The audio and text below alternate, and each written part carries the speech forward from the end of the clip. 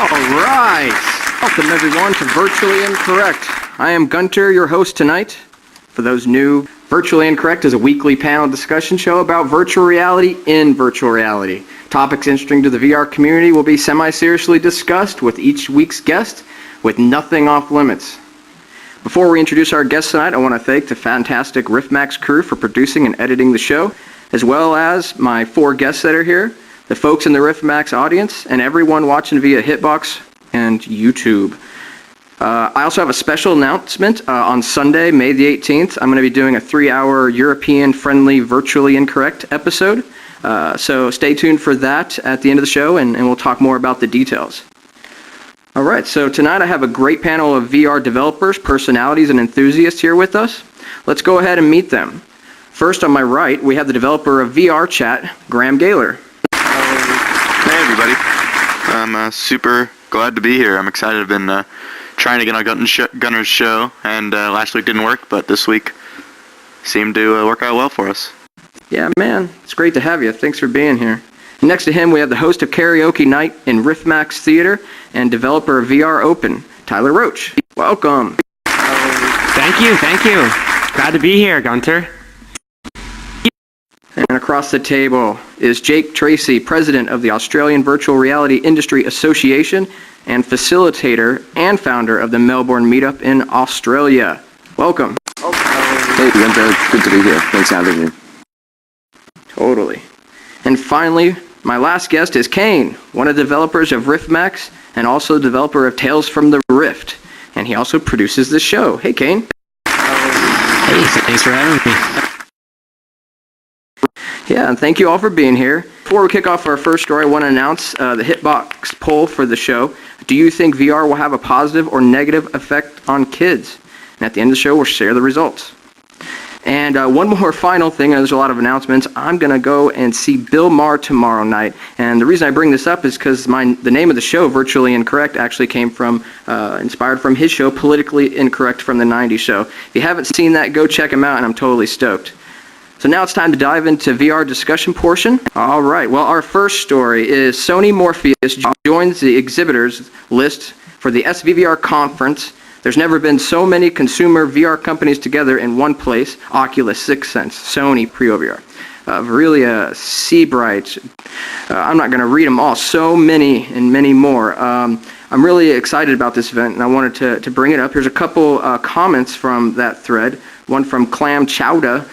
The thing is gonna be epic. I'm lucky to be going. Wish more Redditors could join us. And another comment from Bellardo. This is going to be one hell of a first conference. I usually don't come and pay for them out of pocket, but basically he's making an exception this time, so he'll be seeing everybody there. So what do you guys think of the SVVR conference? I want to go around the table here and get everybody's opinion. Graham, let's start with you. So I think it's a really cool experience, especially for everybody who hasn't really had the chance to try all these new pieces of hardware yet. They're all in the same spot, all in the same place, and most of us haven't tried anything other than our DK1. So I think it'll be a really cool experience for somebody try the DK2, go over to Morpheus, go over to GameFace, and really get a full experience of what we're going to see in the next year or so. Tyler, what do you think of SVVR and what's going on with that? I think it's a really, really great opportunity for people to experience all of the different types of virtual reality startups that are coming up recently. There have been so many different people that have come up and have all different products and stuff, and I feel like the community, it's a great way for the community to just kind of get experience with different types of technology, and also for them to kind of get mixed up and talk with each other.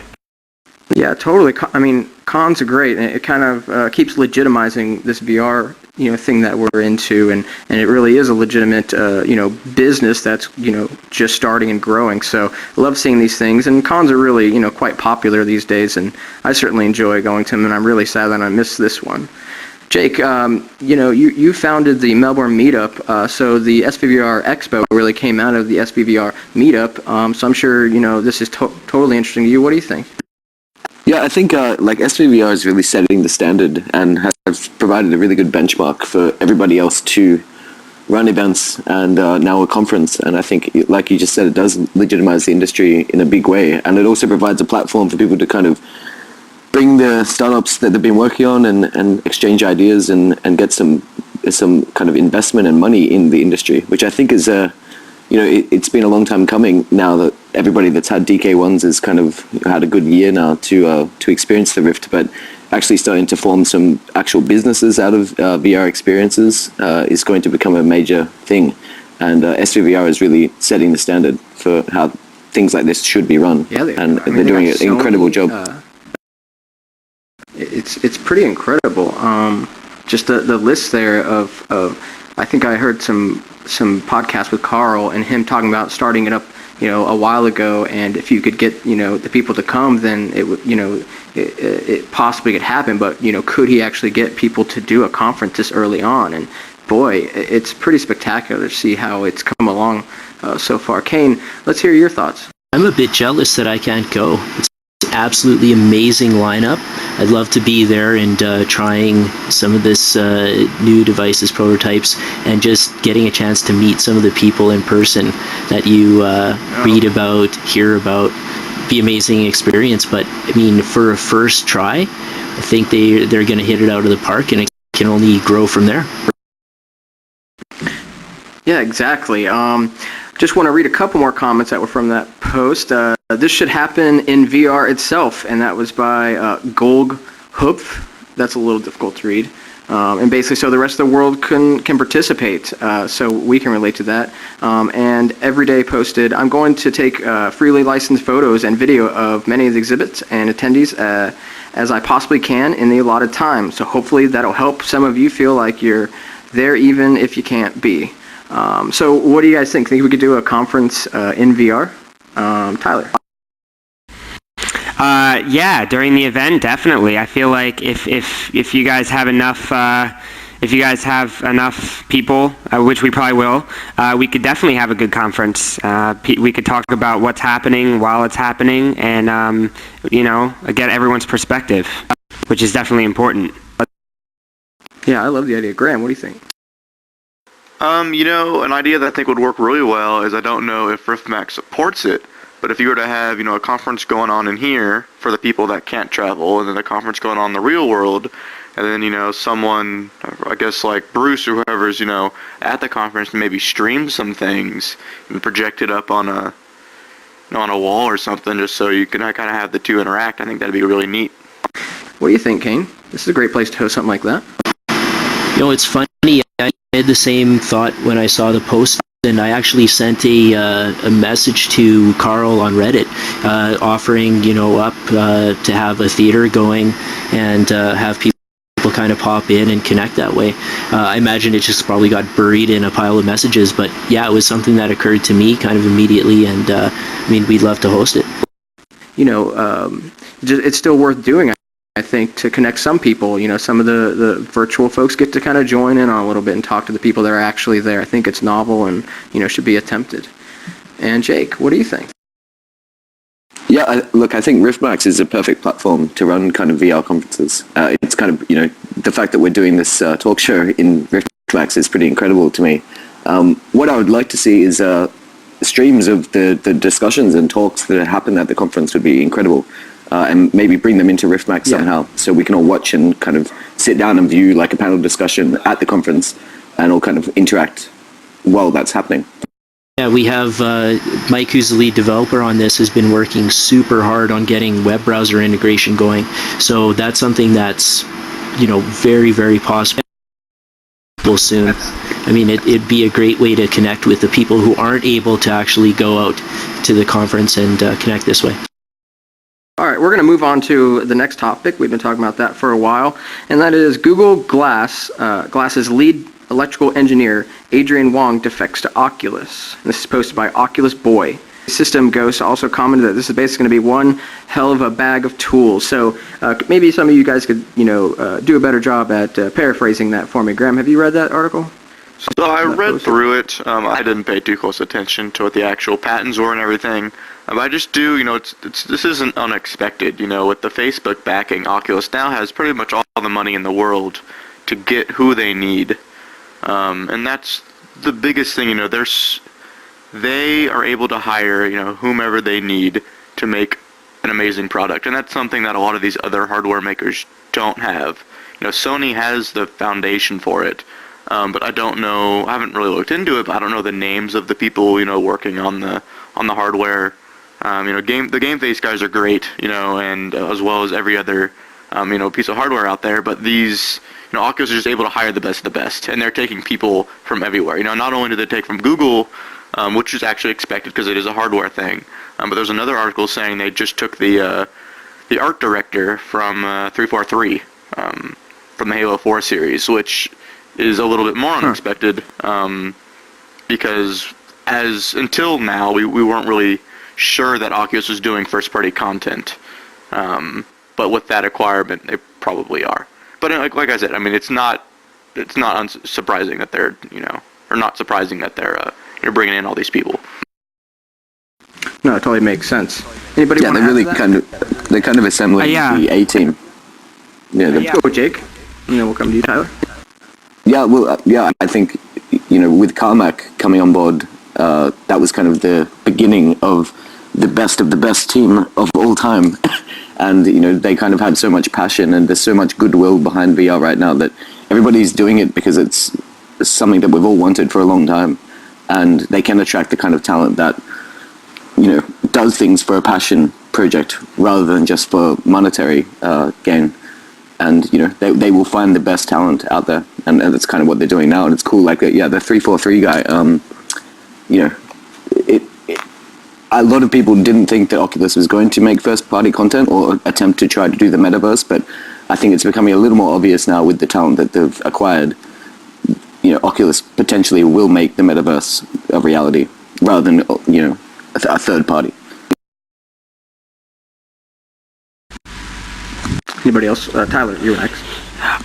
Yeah, I think that they have to definitely hire these people because, in the 90s with Virtual Boy, as we all know, virtual reality kind of failed. And I think now, we believe in it so much and we have the technology that we need to get the best people on board. And, Oculus, the Kickstarter was, they got $2 million, in one night, as we all know. And I guess that they need to do everything possible in order to succeed, just to make sure that they can reach out to a wide audience. And, having these people on board is definitely going to help them do that. Yeah, and Tetraline says, the amount of talent following Oculus, is really impressive and speaks volume about their company. And so it's really interesting to see this all play out. Anybody have any other thoughts on that?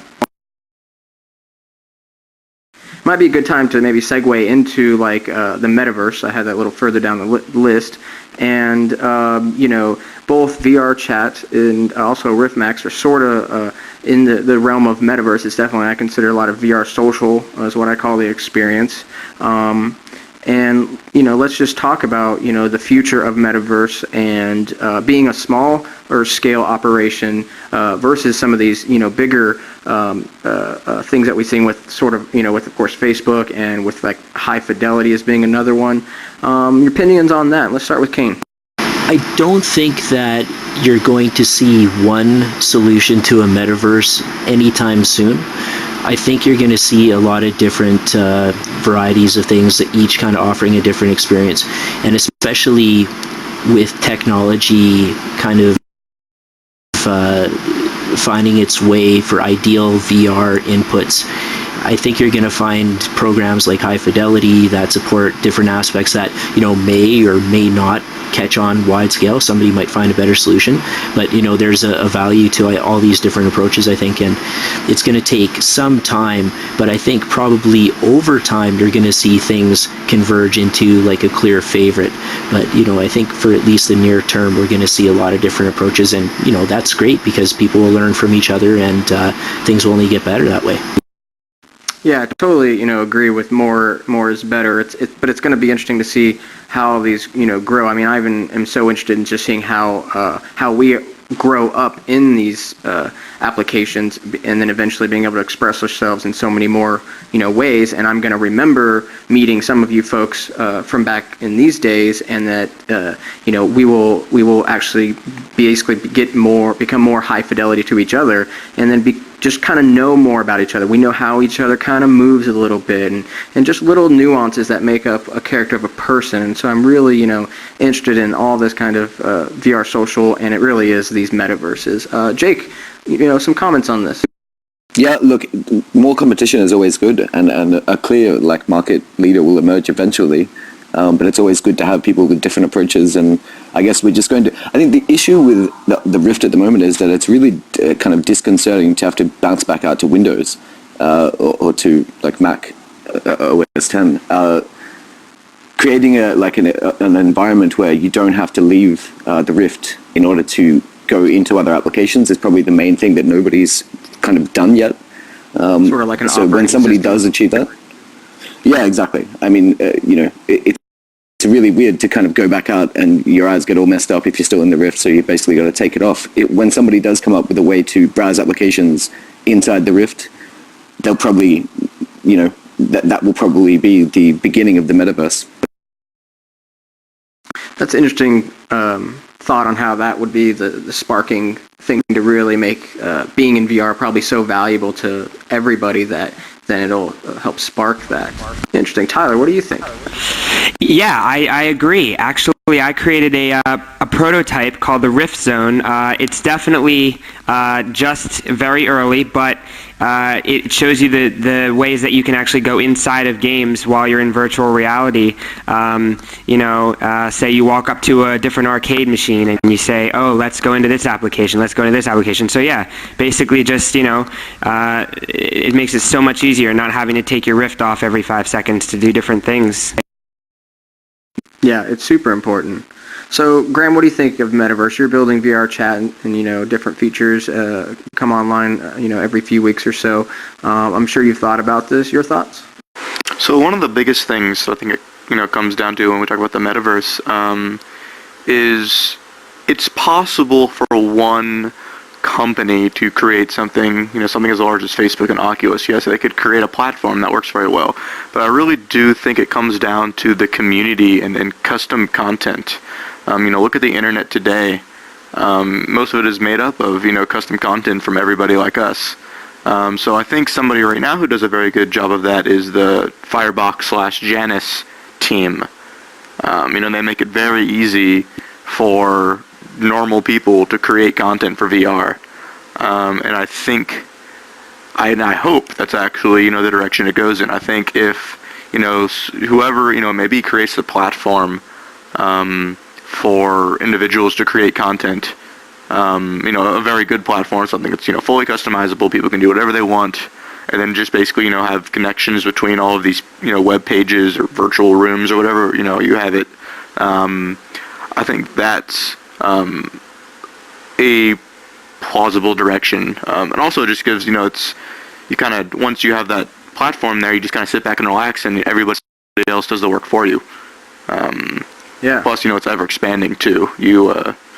And you don't have to have all the ideas, and you don't have all the ideas. There's a lot of people with great, concepts and things they want to build, and, why not let them do it? Of course, the trade-off is that's complex and difficult, and I'm sure that's why you brought on Jesse, your co-developer. Of course, well, if it's not complex and difficult, then, why do it? Sure.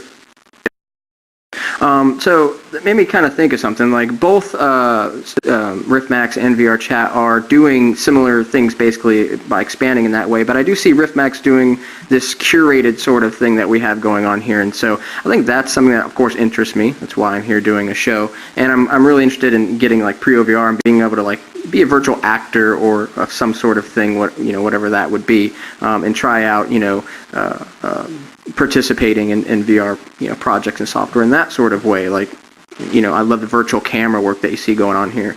So I thought that was an interesting difference between the two. Okay, well, we've talked about the Metaverse enough. Any other final comments before I moved on to another story? Next story. We are still on track for July. Cyber Reality provides impromptu update. Good to know. So that was posted by Straight Grizzly, and basically it's a quote. The reason we have not made an update regarding the release date is because nothing has changed in that regard. So that's super awesome to hear. And Tycho says cyber reality is, in just case, basically for those that don't know, is a part of the Oculus team. And Mano Cheese says I may have to freeze myself until July. So it's great to hear there's no problems. What do you guys think? Do you think this is realistic that we're still going to get it by July? And can you wait or not? Caine. I remember the wait for DK1 was pretty painful. Yes. So I'd like to think it won't be as bad this time around from that perspective. But it's great to hear that things are still on track. And I think we're all looking forward to getting that. Does everybody have one ordered here? Yes. Yeah. Yeah. Definitely. First day. Right on. Tyler, what do you think, man? Well, I definitely am happy with that news since I broke my Rift sensor last night.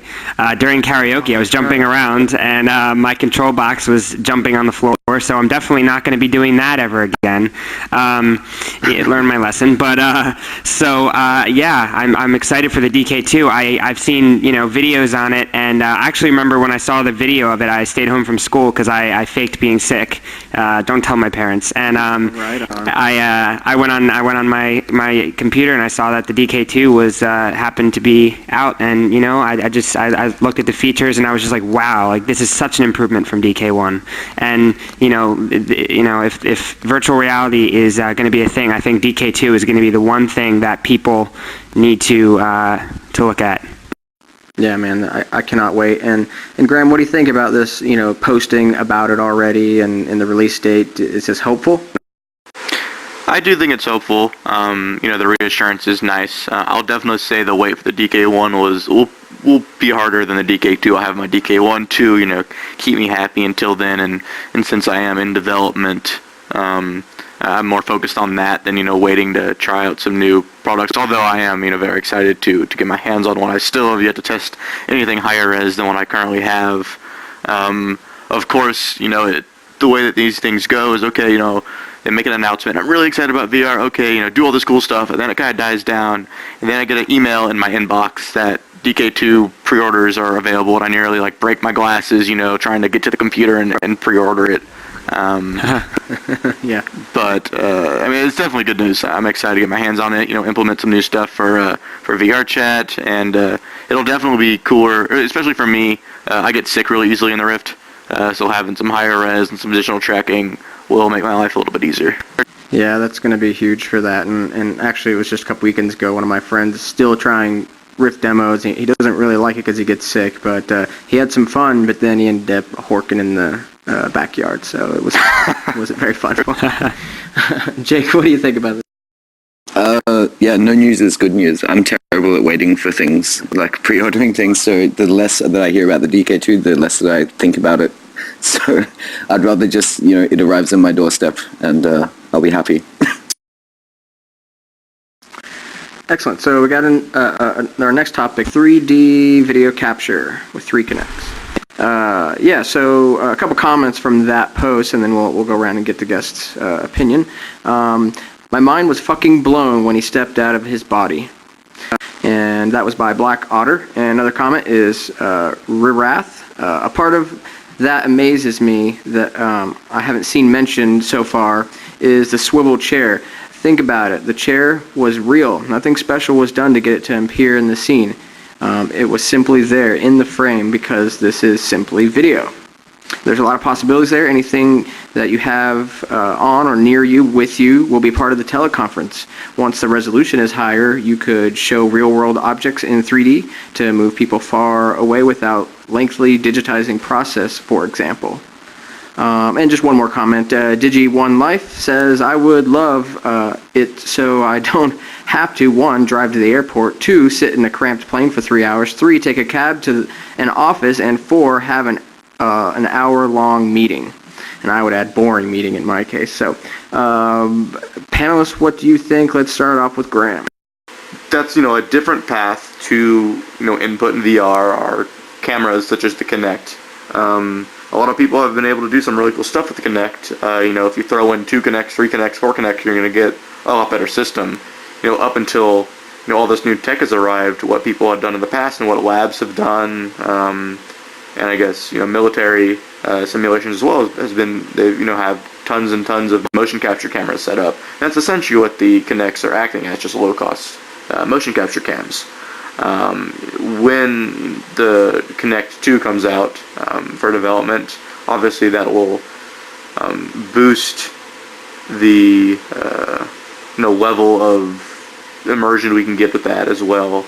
Maybe only one K2 will equal 3K or 3K1s. Obviously you won't get the angles, but the level of detail will be there. So I'm really excited. As soon as that dev kit comes out, I'm getting my hands on that and seeing what I can implement there. So Yeah, that's awesome. Now to you, Jake. You ready? Yeah. Look, I think Kinect is probably the most incredible consumer-level technology that is so cheap. Not a lot of people talk about how incredible it is. I don't know if you guys have Xbox Ones, but Kinect 2 is amazing. The stuff that you can do with it, and combining two Kinects.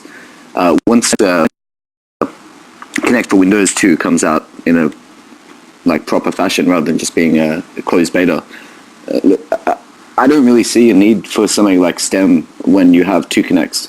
It just is a better, easier solution. There's a lot more applications that you can do with Kinect that you can't do with a STEM kind of system, and the resolution is there now. So, I think Kinect is an amazing technology that really doesn't get enough credit, and I think Microsoft should get a lot of credit for putting it out there at such a kind of affordable price point.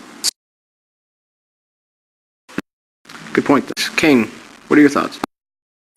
The Kinect is absolutely incredible, and it's something that I'd love to experiment more with. But I mean, it's a cool approach because it solves a lot of problems that you would have, with a STEM or a Prio VR. But it also introduces a whole host of other problems, that would be solved by the other approach. So, I don't know that I would say necessarily it's superior at this point. And I think, there's a steep curve for consumers to have multicam setups in their houses like that, even at kind of low cost Kinect prices. But it's very cool, and I'd love to see where it evolves. But I think controllers, at least for me, there's something satisfying about having a controller when it's well designed. And I'd like to see more of what reactive grip is doing with feedback and that type of thing, haptics, which I think is important. And you're obviously not going to get that with a Kinect. Yeah, absolutely. I mean, haptics are, super important in these VR social situations, man. Could you imagine getting some feedback and whatnot? Tyler, what do you think of the Kinect and of that Doc Ock's video? I mean, he was able to bring, one a commenter said, a chair into the scene, and then it was there. Yeah, I really think that's pretty cool. Prio VR and STEM are both very, very cool technologies. Technology is only going to get better. And, the Kinect is very good for the price, like Jake said. I also agree with Caine that Microsoft should get more credit for what they've done, because I think it basically brought people into the VR world at an early stage. And also I like how it can scan different places. Like, say you want to go on a vacation and you want to scan a place like an island, and someone else is there and they scan it for you. You can take virtual vacations that way. So yeah, I don't know. There's just so many different uses for it, I guess. Absolutely, there's some great comments. All right, let's move on to another. It's a Kinect-related topic. It's really fun, actually. Hoverboard VR, Wii Balance Board plus Kinect, posted by Polywriter, and combining the Oculus Rift, Wii Balance Board, and Kinect V1 in Unity 3D works pretty good. But I'll read another comment. Meeplebot says, "Finally, I've always wanted to embody Marty McFly. Looks like a neat demo." And the Rev Kyle says, "Yo, boy, yo, those boards don't walk on water unless you've got power." I'm tempted to dust off my Wii balance board. Yeah, I have mine nearby. I haven't tried anything with it. I mean, it's been hard to get through the demos, but I would love to get something like this rigged up, yeah. Yeah, this one seems like it's already trying out. Any hardware that kind of simulates some sort of vehicle in VR, I think works pretty well. At the VR lab at my school, there's a friend of mine who's doing a lot of research into that. She has an electric scooter and a torn-apart Segway that she's basically using to, Wow. you stand on that in the real world, and it simulates to the virtual world, but you're actually moving in the virtual world. So I think that's one step closer to, immersion, especially since we're not really walking around right now. That's why I think that the space demos and the car demos all work very well, because you're seated usually when you do them. Yeah, definitely. I think I saw a comment, a demo that was using the Wii balance board for a Segway called Segway, and that I didn't get to try it, but I wish I had my balance board because it seems pretty cool. Totally. Also, I like Matt Stomp's foot controller, Stomps. I feel like, too. It's a pretty cool idea, a concept, and, I guess I like the idea of actually using something, in real life, or using your feet, doing something that can translate to motion in virtual reality, because it's just makes it that much more realistic, Yeah, I totally agree. All right. Next story is Oculus Rift Gameboy Emulator in Unity, posted by Finstem, and there's a comment by Nazashi. No, that's probably wrong, but moving on. Out of all the things VR is promising, this is it for me. I imagine coding my living room on a overcast Christmas morning in 2001, sitting down on the couch and turning on my previously unwrapped version of Pokemon Crystal. The hum of a miniature Christmas Y-Town with candy roofs and rotating color schemes, with the hint of winter music filling the house as I just go back and get completely lost in the moment, like it was yesterday again. Thoughts on the Game Boy, Emily? Who thinks this is cool, Caine? I think it's very cool. I'm a child of the 80s, so I grew up with a Game Boy in those kind of formative gaming years. So, I'm really excited to try this out personally. It's cool technology to incorporate into these type of VR experiences, because they're ready-made games that you can already play. Like, I think somebody is mentioning that they'd like to play, the cabinets in here, or this tabletop, and that sort of stuff allows you to bring that in. And, it's not something that requires too much effort to pipe in, so that's another good feature. So I'm really looking forward to trying this one. Absolutely. Jake, I'm sure you're excited too. Did you grow up in the 80s? Yeah, man, I had a Game Boy, and I did grow up in the 80s. Look, I think it's awesome. Yeah, I think everybody's just going to say this is really cool, because it just is really cool to be able to play a Game Boy in VR. Mm-hmm. Tyler, you're a little younger. Did you ever play a Game Boy? Is this something that's interesting to you, or is it really something that's towards our generation? Yeah, I did not. I played a Game Boy Color. That was my first Game Boy, and then I had a Game Boy Advance. But I do think it's a really cool idea. I actually tried the SNES one, and that's pretty awesome. But yeah, it's just being able to try all different experiences in VR and seeing what works and what doesn't is pretty important. So that definitely is a pretty cool feature. Yeah, totally. And one more comment, and then Graham, I'll get yours, from my non-porn Oculus account. And awesome as it looks, you guys have to admit how ridiculous this is. We're essentially using a $300 HMD hooked up to a 1K rig to emulate playing a $30 handheld console off eBay in a virtual environment. Not knocking it, it's just, if you think about it, it's kind of silly. Think it's silly, Graham? Yeah, in a sense, you could call it silly. I do think there's a lot more potential for it as well. We've talked about this whole, social VR stuff, and I think there's room for that too. You get I walk over to that, I'm pointing at that Mrs. Pac-Man machine over there, but you even have two players over there, you can go, actually, I don't know if you can do two-player Miss Pac-Man, but over at the Joust arcade machine, you have two players walk over there and, start playing with each other. I think that leads to a lot of, really cool concepts and ideas, things to do. One of the things we have now, in VR chat and Riftmax, is, we come in, we can talk.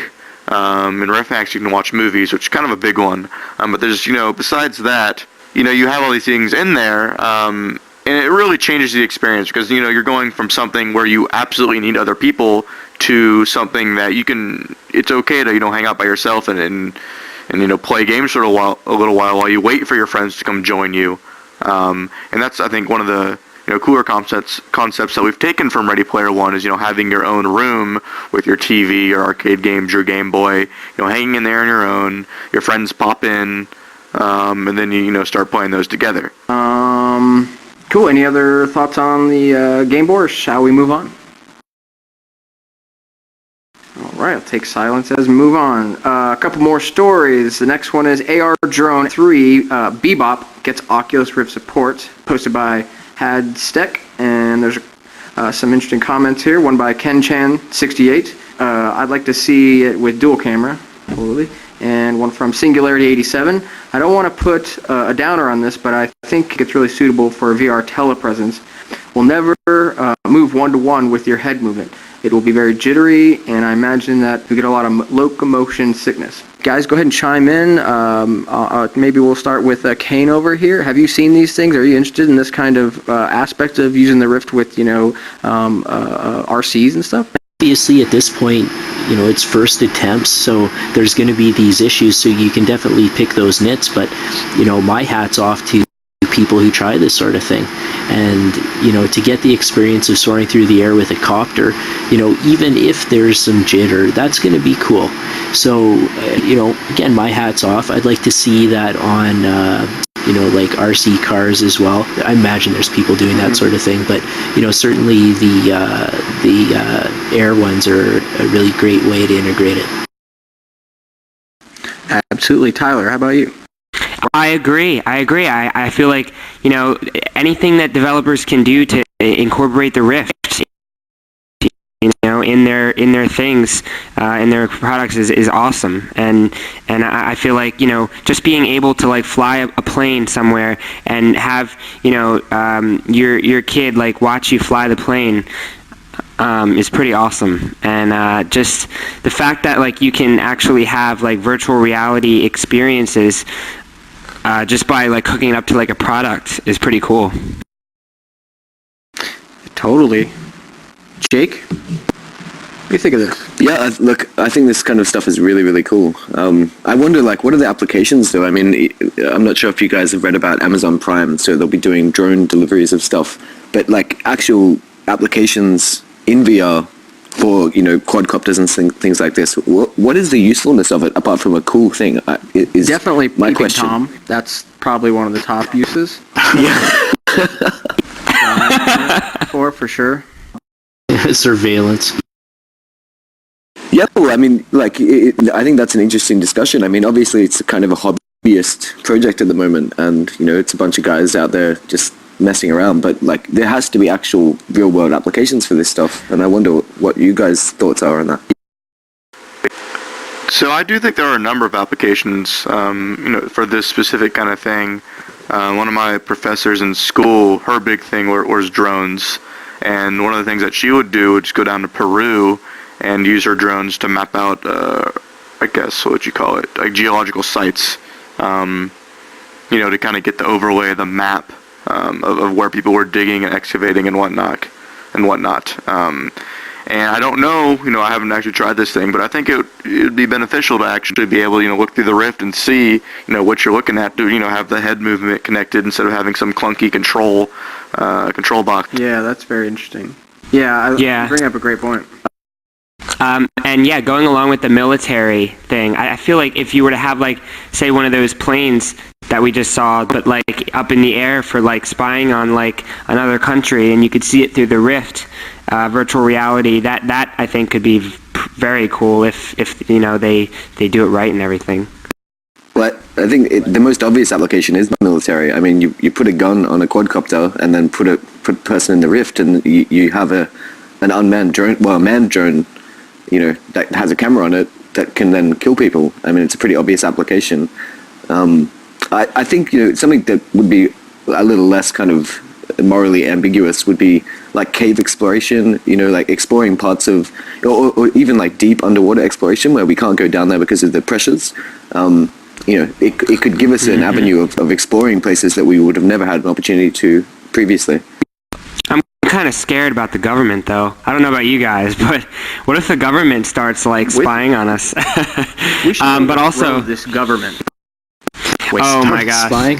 Start our own virtual reality government. Govern everybody in virtual reality. Make everybody have to be in virtual reality and change their names to something stupid. Anyways, another use of it is also, we see in the news all the time that people are missing. So why not have like a drone that goes into like the Amazon to try to find people who are missing, and then see them in virtual reality, and or also if you have like someone who's like a criminal, you could try to find them. I don't know, just ideas. Do all missing people go to the Amazon?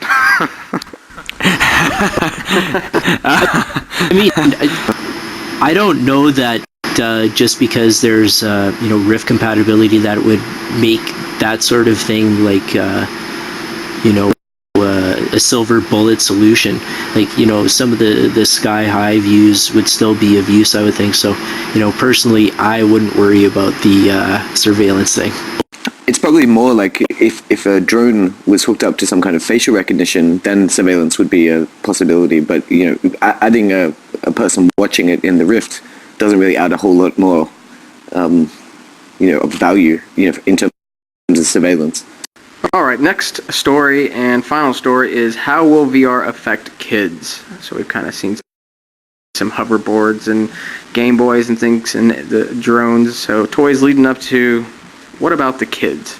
Posted by Ugela. It's clear that VR is set to fundamentally change many areas of our lives, but how will it affect the kids is something I haven't thought about that much. Of course, there will be people against VR saying it will ruin our children, like Fox News is already doing, I believe. And obviously, it's the parents' responsibility to restrict access to what VR experiences their children can have. But with VR being capable of providing extreme realistic simulation, this needs to be taken seriously. This is interesting and a topic that kids and all that I'm very, very interested in. Tyler, you being not a kid, but not quite 18, I believe. What do you think about this? I really have a strong opinion. I really think that it's going to definitely transform education. Again, growing up with technologies that just allow you to be creative. Minecraft's just a game that, in my opinion, does great things for kids, and the kids just love it, and they get to be creative. And I think the key part is the creativity. But I agree. Yeah. Let's hand it over to Caine and get your thoughts. Yeah, so first thing, got the poll results. 17 thought it would have a positive effect, 1 negative, and 2 no effect. My own personal view is that every time there's an advance of technology, there's going to be a vocal, segment of the population who's going to claim it's going to ruin the kids. It's going to have a horrible effect. Will it? No, I don't think so. I remember seeing a funny comic linked to on Reddit that had this checkbox list that basically described all these general statements, hysteria about new technology, and you could apply it to VR, you could apply it to, the first consoles, and you could even stretch further back. You could apply it to, rock and roll. Is it going to ruin the kids? Change, right? There'd be hysteria, but exactly, and we really can't judge without the benefit of hindsight, so I don't think it's going to ruin anything. We'll adopt it, we'll integrate it, and we'll move on. It's very interesting. Let me read a couple more comments before getting more opinions. This one's by Sprinkler. As a father, this kind of worries me too. I can't wait to eventually introduce my kids, one is 3 and the other one is 3 weeks, to VR, and I really think that it will have amazing benefits for education, but at the same time, some experiences seem to have easily as much impact as those that can be experienced on psychedelic drugs, which leads to the obvious question about the brain development. Jake, how about you? Do you think we're gonna, screw our kids all up with this crazy, brainwashing psychedelic technology? I think this is a very, very, very interesting topic, and there's a couple of different points that I'd like to make. The first one is obviously education is going to open up like in a massive way. It's going to let people from a lower socioeconomic background be able to like view the same way that you can view like an MIT lecture on YouTube now. But imagine actually being able to be in the lecture room and ask a question, for example. But I think the more important thing is that VR is going to introduce a lot of ethical gray area in that, like, you could experience a murder simulator, and if you put a 7-year-old kid in front of a totally realistic murder simulation, what is that going to do to his psyche? Yeah, gonna need some VR net nanny in there. So this is now the questions portion of the show. If there's anybody in the audience that would like to ask any questions, there's a couple microphones, one on each side. All right, I think that's Nate. So you usually use that avatar. I think we've got a really interesting panel of people feeling out the first sort of version of that metaverse concept.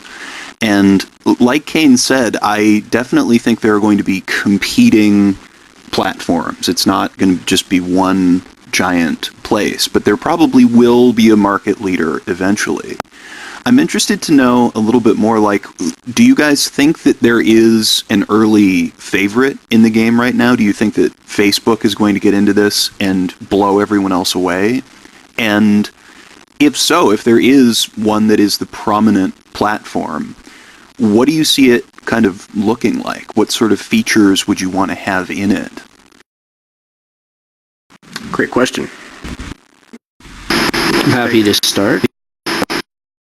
I think that Facebook is definitely very well positioned to be the front runner.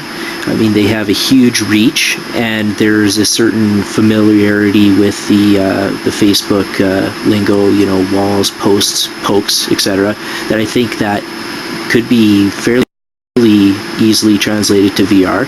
I imagine they'll be wanting to do a space that you can customize that's like your own room or like a house, and kind of travel in between those ways, and I could see that being very successful. I mean, it's tough to speculate. There's going to be a lot of different approaches, I think, but Facebook, I would think, would be an easy favorite for a leader.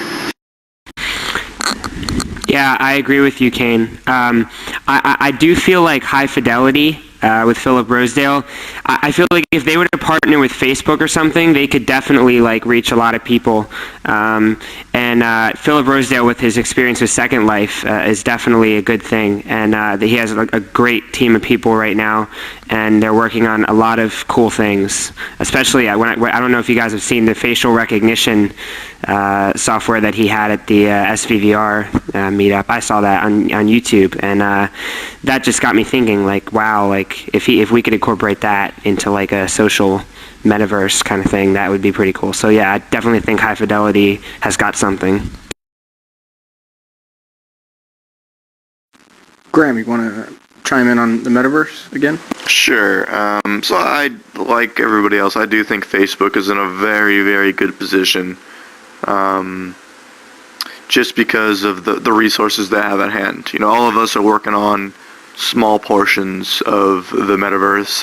You can't see my hand, but I have quotation marks around it. It's because they really are just so, small and niche areas right now, and we are, small teams working on them. I will go back to my point saying that I think customization plays a big part, but, Facebook could easily do that by allowing you to create your own house, your own room, and whatnot. And it may come down to, if everybody in this room is, a developer or VR enthusiast, and we're probably a little, at the Facebook buyout, we're a little distraught and unhappy. So, we may be hesitant to go join the free Facebook MMO metaverse for fear of, what we're paying, to use this free software. My bet is on Oculus. I really think that they've assembled a team that can actually create the metaverse. I mean, Carmack is the best 3D engine maker alive. They have Airbrush now. They're hiring people constantly. How how much money is there really in hardware? If they just produce Rifts, there's going to be other HMDs coming out, so it would make more sense from a business perspective to me for Oculus to produce the Metaverse. And now that they have Facebook, I mean, it's not like we'd even need to do 3D scans of our faces or anything to have normal avatars. Like, they can just take all the photos, do some kind of photosynth kind of thing on them, and then you have an avatar. Plus, they have all this data about you from Facebook, so they've got so much leverage. It just makes sense to me that Oculus would be the one to create the Metaverse with the kind of talent that they've acquired. And to be honest, I don't think that's a really bad thing. Like, there's always going to be kind of, smaller subsections of the Metaverse that are out there. People might not like to be on the massive, Facebook/Oculus Metaverse, but I have very little doubt that it's going to be something that comes out of Oculus as a company that will end up being what we consider to be the Metaverse. Feel free to prove me wrong, though. Like, it would be like very few people agree with me on this subject, so it's always interesting to hear different people's opinions. Nate, did that answer your question, or any follow-up comments? No, that's a very good. It is difficult to speculate at this point, but Facebook, they're poised at least. It's just a question of when will they announce something? When will we actually start hearing about it? So, thanks, guys. Thanks, Nate. So I've recently seen a debate talking about reminders of the reality when you are inside VR. Problem being, when you put on the Rift and the headphones, you are clearly separated from the reality, and that would be a problem for, let's say, some parents with young kids around, or because you couldn't hear your phone ringing. And my question is, will developers will have to, at some point in some games, have to put reminders inside the game that they've been, playing for hours, and have to take a step back into reality to check on things around them? It's interesting. Good question. Caine. With frivolous lawsuits being what they are, I think that a prudent developer really has no choice but to put these type of disclaimers and warnings in there. I think people should exercise, some reasonable caution with these things, but, these are all issues that have to be considered that, video game developers didn't necessarily have to consider before. I mean, you do see some of that with Nintendo, though, giving you reminders that you've been playing it for a while, give your eyes a rest. So it's not that it's without precedent, but I think VR adds so many different layers of possibility of different injuries that are not really possible in other situations, or even just like injuries by neglect because you're so wrapped up in something's happening in your place and you have no clue. So, I think developers are going to be concerned about that. Interesting. Comments from anybody else? Yeah. I feel like, for the time being, we do need to definitely have some kind of a, warning or disclaimer, or also maybe have, I think augmented reality is going to be something big. We all know Cast AR and stuff, but, obviously virtual reality is the, shielding you from the environment. Yeah, I don't know about kids, though, because I feel like kids' eyes are very sensitive, and I wouldn't want to expose the Rift to, like, someone really, really, like, young, like 3 years old, Yeah, and I know that they do have a guideline about that, under a certain age, your eyes are still developing, and, it's really not a great idea to expose them to the Rift. I mean, for all intents and purposes, if somebody just limits it to a quick demo, it's probably not going to cause long-term damage, but, if it was my child, I wouldn't personally risk it if there was any possibility of damage. Thanks, Ruuubick, for your question. All right, guys. Well, we're almost done. I want to go around the table, though, and have you guys plug anything and everything you'd like to. It's kind of your show at this point, so let's start on my right with Graham. Plug away. Not really anything to plug. We have our normal Sunday VR chat meetups, which I always enjoy so much. I think we'll probably have a new build for that. hopefully, if Jesse's still awake, we got a little bit of work to do tonight, but we should have 050 out in a few hours, so that's pretty neat. But besides that, nothing much. It's cool to hear, man. I'm glad you guys are working hard on it. Hey, Tyler, how about you? What do you want to plug? There's a lot more coming in the future with my development. I will definitely have VR Open 0.5 up in probably the next month or so. I'm hoping to get that up there. A lot of cool things I'm putting into it, and I'm really excited for the future of virtual reality. I can't wait to get my DK2, and especially since my sensor's broken. But yeah, thanks for everything. No problem. It's great having you on the show. And also, I don't know if you do host some sort of singing thing in VR. I'm not sure. Yeah. I host Riftmax karaoke night every Thursday in Riftmax Theater, 8 to 10 EDT or MDT or PDT, whatever your time zone is.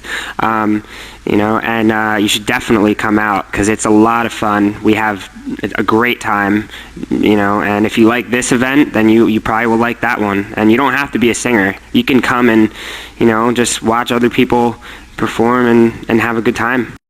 Yeah, it's like being at a music concert in a way, or just like an open mic, or at karaoke. Really, is what it is. Yeah, and actually my co-host is his name is Balago DZ, and he was actually a karaoke host before, so he has a really good voice, and he's the real deal. So you guys should definitely come out and join us. Yeah, I missed the last few. I hope I can make the next one. And Jake, how about you? What would you like to plug? Well, a couple of things, I guess. Melbourne Virtual Reality Meetups, they're once a month now. You can check that out at meetup.com/Melbourne Virtual Reality. We have a pretty awesome community here. And we're also going to be running some meetups in Brisbane next month, which is going to be the second big Australian VR meetup. And finally, I guess, Avria. So yeah, check out virtualreality.org.au. Membership applications for Avria are open. Probably is not that relevant to Americans, but for Australian VR developers, it's a great way to meet new people and get some kind of foot into the community and find some work and get some money and get some mentorship, things like that. So yeah, check that out. Thank you, Gunter. Great. And what was the URL again? That's virtualreality.org.au. Excellent. And Caine, if you were going to send people to something, what would you send them to? I suppose we're sitting in it. Mike has been working super hard on a few really exciting features, so I'll just rattle those off quickly. Web browser, that's going to be amazing for what that'll allow. Live streaming, flash games, so looking forward to that. We kind of mocked up a prototype for a whole new GUI, so that's going to come into place and be a lot more user-friendly, incorporate some easy to read icons, make things more intuitive, so that's coming.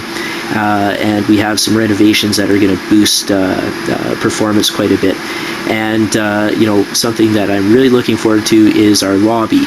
We have a whole new scene that we're going to put in with a whole bunch of cool meeting places, so that's coming up quick. On the social end of things, we're going to have a bit of a stand-up comedy night, I believe, this coming week. So you should join us for that. Just a Redditor kind of showed some interest. We got in touch with him, and he's going to put it on Super Skip. So there'll probably be a post about that. And I guess just keep tuned for further developments from us. All right. Thank you. No problem. Thank you, guys. I really appreciate all this. So that wraps it up, and I'll see you guys next time on Virtually Incorrect with me, Gunter. It's been a pleasure.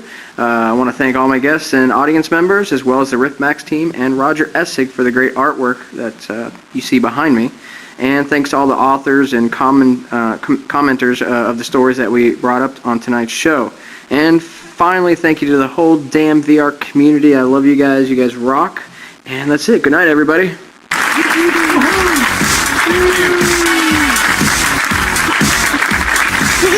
Good night, everybody. It's been a show. Good morning. Go to sleep, Teddy. Yeah, get out of here, man.